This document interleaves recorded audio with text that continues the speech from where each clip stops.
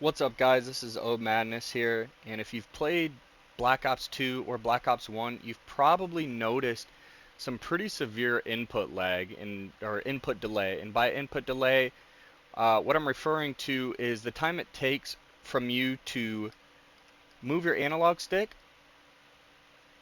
till it takes your character on screen to basically move.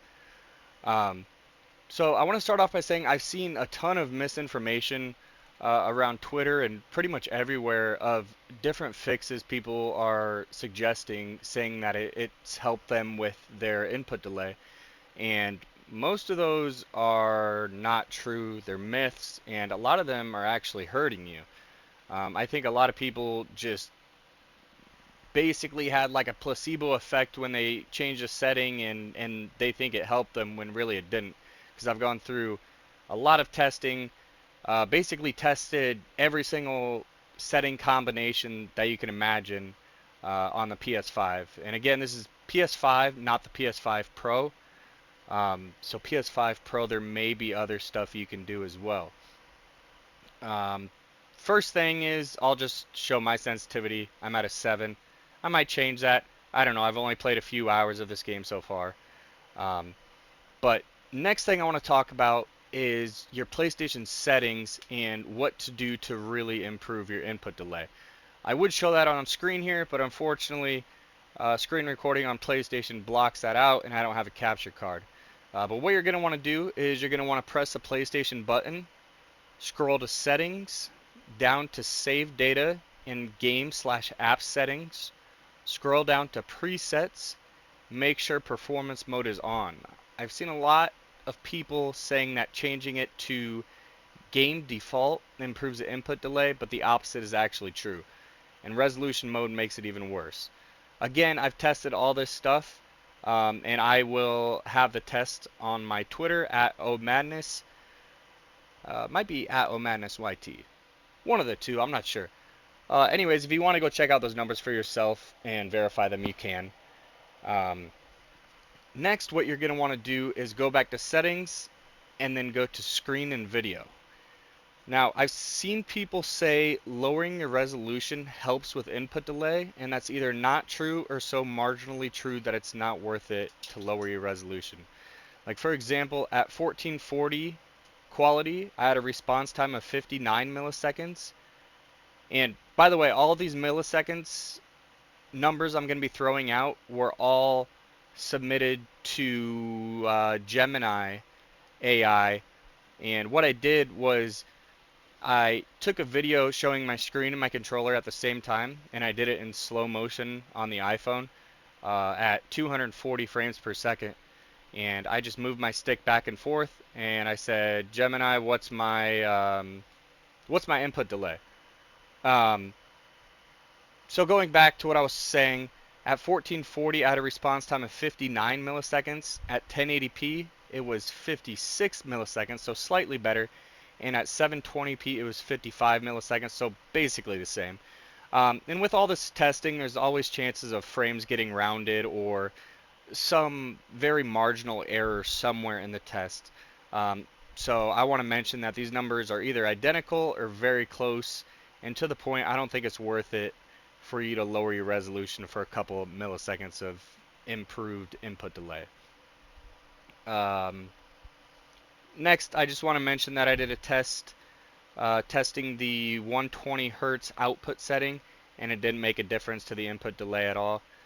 And then next is the most important thing, and unfortunately it only applies to those of you using a DualSense Edge controller. If you don't have one, I highly recommend it. You don't have to worry about stick drift anymore because you can just swap out the modules. I've had mine for like 2 years. I haven't had to adjust my dead zone settings once, so I highly prefer them over the regular DualSense. They are pretty expensive though. I think they're around 200. I'm not sure on that, don't quote me. Um, Anyways, if you do have a DualSense Edge, you're going to want to go back to settings and then to accessories, then to the DualSense Edge, and then to custom profiles. You're going to want to make a new profile and click into the stick sensitivity/dead zone setting. You're going to want to change both your left stick and your right stick to a digital sensitivity curve with a curve adjustment of -5 and a dead zone adjustment of 0%. This alone changed my input delay from 81 milliseconds all the way down to 44.6 milliseconds, so it almost cut it in half. I want to mention what I've heard about Black Ops 2 and Black Ops 1 is that the game was basically coded with a 20% dead zone. I'm not 100% sure that's true, but I think it is. So this is why we're having what feels like input delay, is that our dead zone is basically 20% higher than what we're used to. So don't worry about changing your dead zone down to 0, because like I said, the game already has what I believe to be a 20% dead zone adjustment in there. And if your controller needs over 20% dead zone, your controller is you need a new one. And then that's mostly all. But lastly, I did want to quickly include some tests I did on my monitor while I was doing all these tests. I figured, why not test out my monitor settings since I had never done that before. I tested adaptive sync, and that made a marginal difference, if any, so I wouldn't worry about that. I do want to note that I've seen some people say to change the response time on my monitor from faster to fast, and that's not true. That will only hurt you. I did my tests, and like I said, that just increased my input delay. So you're going to want to leave the response time setting at the highest setting if you are able to adjust that on your monitor. So all in all, from changing my mode from resolution to performance mode, changing my edge controller to a digital sensitivity curve, and changing my monitor to faster response time, I was able to go from 81 milliseconds to 40.4. So I literally cut that number in half, plus a hair. The next thing I want to mention is, while scrolling Twitter, I've done a ton of research on this because I'm a very competitive player, and I want to be at my best. I don't want to be at any disadvantages. So this input delays really caused me to basically crash out and do a bunch of nerd tests and research. So anyways, I was scrolling on Twitter, and let me pull it up here. I found this guy on Twitter named Rara, and his is at Rara Toman, if I'm saying that right. It's at RARATOMAN. And I can't vouch for this guy. I know nothing about him.